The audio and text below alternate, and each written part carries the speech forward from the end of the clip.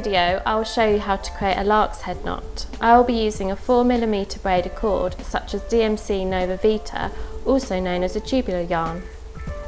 Fold a piece of cord in half. Place behind a dowel.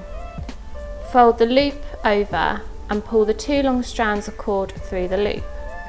Pull the cord ends firmly to secure.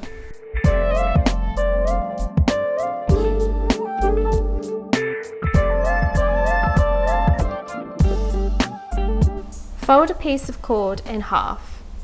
Place over the front of the dowel.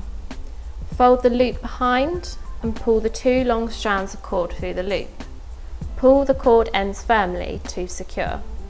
You have now created a reverse lark's head knot.